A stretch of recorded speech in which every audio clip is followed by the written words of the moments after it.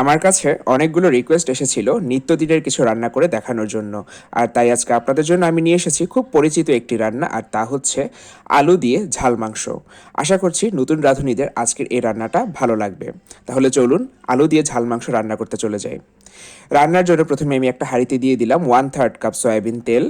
তেল ভালোভাবে গরম হলেতে দিয়ে দিচ্ছি গরম মশলা। আমি এখানে 4টা এলাচ, 3 টুকরো দারচিনি এবং 2টো তেজপাতা মাঝখান দিয়ে চিড়ে দিয়ে দিলাম। এবারে এর মধ্যে দিয়ে দিচ্ছি আমি 1 চা চামচ শাহি জিরা। এই শাহি জিরাটাই একটু অতিরঞ্জন, এটা দিলে খুব সুন্দর একটা ফ্লেভার আসে, চাইলে নাও দিতে পারেন। পেঁয়াজ কুচি দিয়ে দিচ্ছি 1 কাপ ভর্তি করে।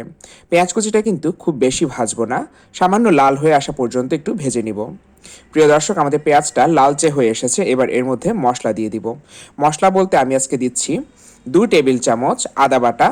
নতুন রাঁধুনিদের সুবিধার জন্য আমি আজকে টেবিল চামচ দিয়ে মেপে দেখিয়ে দিচ্ছি কতটুকু মশলা দিতে হবে। রসুন বাটা দিয়ে দিলাম 1.5 টেবিল চামচ। এবার দিচ্ছি হলুদ গুঁড়ো, 4 চামচের 1.5 চা চামচ হলুদ গুঁড়ো দিয়ে দিলাম।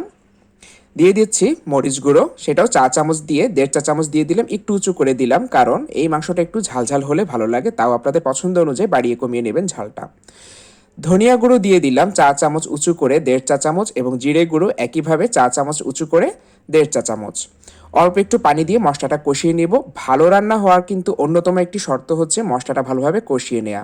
স্বাদ অনুযায়ী লবণ দিয়ে দিলাম, লবণটা পরে আবার চেখে দেখব। কিছুক্ষণের মধ্যে দেখব যে মশলাটা পানিটা শুষে নিয়েছে। এই পর্যায়ে আমি আবারও কিছুটা পানি দিয়ে দিব। এভাবে যদি অল্প অল্প করে 2 থেকে 3 বার পানি দিয়ে মশলাটা কষে নেওয়া যায়, তাহলে রান্নাটা দেখতে যেমন সুন্দর হয়, এর স্বাদটাও কিন্তু অনেক বেড়ে যায়।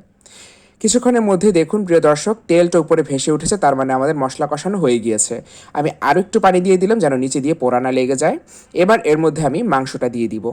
আমি আজকে নিয়েছি 1.5 কেজি পরিমাণ বিফ। আপনারা চাইলে এটা মাটন দিয়েও করতে পারেন। মাংসটা আমি ভালোভাবে মশলার সাথে নেড়েচেড়ে নিচ্ছি, আর এই পর্যায়ে কিন্তু আমি কোনো বাড়তি পানি দেব না। মাংসটা কষিয়ে নেওয়া খুবই ইম্পর্ট্যান্ট। এই পর্যায়ে যদি আপনারা বেশি পানি দিয়ে দেন, মাংসের স্বাদ ভালো হবে না। অল্প অল্প করে পানি দিয়ে আমি মাংসটা কষিয়ে নেব। আর এই পর্যায়ে যদি প্রয়োজন হয় সামান্য পানি দিতে পারেন যেন মাংস পোড়া না লেগে যায়। আমি কোনো এক্সট্রা পানি দিচ্ছি না, কারণ মাংসের পানিতে আমি মাংসটা আজকে কষিয়ে নেব। এজন্য আমি চুলোর আঁচটা মিডিয়াম রেখে ঢেকে দেব। চুলোর আঁচ বেশি রাখলে কিন্তু মাংসটা পানিটা শুকিয়ে নিচে দিয়ে লেগে যাবে, তাই মিডিয়াম রেখে আমি মাংস থেকে পানি বের হয়ে মাংসটা কষে আসার জন্য সুযোগ দিচ্ছি। প্রিয় দর্শক, 20 মিনিট আমি এভাবে ঢেকে রেখেছি। 20 মিনিট পর ফিরে এলাম এবং দেখুন মাংস থেকে পানি বের হয়ে তেল মশলা আলাদা হয়ে কত সুন্দরভাবে কষে এসেছে, আর সুন্দর একটা ফ্লেভার কিন্তু চারপাশে ছড়াবে। এবার আবারও নেড়ে চেড়ে দিচ্ছি। এবার আমি মাংসটা পুরোপুরি সেদ্ধ হয়ে আসার জন্য এর মধ্যে পানি দিয়ে দিব। আমি দিয়ে দিচ্ছি 2 কাপ পরিমাণ গরম পানি। গরম পানি দিলে রান্নাটা ভালো হয়। পানিটা কম বেশি লাগতে পারে আপনাদের মাংসের ধরন অনুযায়ী। আবার একটু নেড়ে চেড়ে দিলাম, আর লবণটা একটু চেক করে দেখবেন। এবার আমি ঢেকে দিব, আর এবার চুলোর আঁচটা থাকবে মিডিয়াম থেকে একটু বেশি। অপেক্ষা করছি মাংসটা সেদ্ধ হয়ে আসার জন্য। প্রিয় দর্শক, আমি 40 মিনিট পর ফিরে এলাম এবং মাঝখানে কিন্তু আমি নেড়ে চেড়ে দিয়েছিলাম যেন নিচে দিয়ে লেগে না যায়। দেখুন প্রিয় দর্শক, আমাদের মাংস কিন্তু 90% সেদ্ধ হয়ে গিয়েছে, আর সুন্দর একটা কালার এসেছে। অসাধারণ একটা ফ্লেভার কিন্তু ছড়াচ্ছে। ভালোভাবে নেড়ে চেড়ে দিলাম। এবার এর মধ্যে আমি দিয়ে দিচ্ছি আলু। আলু আমি নিয়েছি বড় সাইজের 2টো, আপনারা চাইলে বাড়িয়ে কমিয়ে নিতে পারেন, আর আমি একটু বড় টুকরো করে নিয়েছি। আলুটা দিয়ে লবণটা চেক করবেন, কারণ আলু কিন্তু লবণ শুষে নেয়।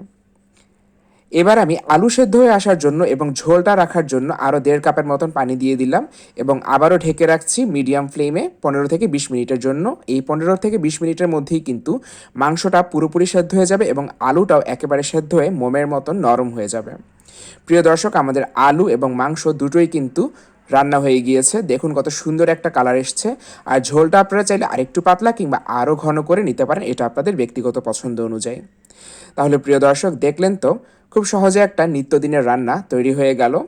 যে কোনো সময় তৈরি করুন। আর আমার রান্নাগুলো যদি আপনাদের ভালো লেগে থাকে, তাহলে আমার চ্যানেল এবং পেজের পাশেই থাকুন।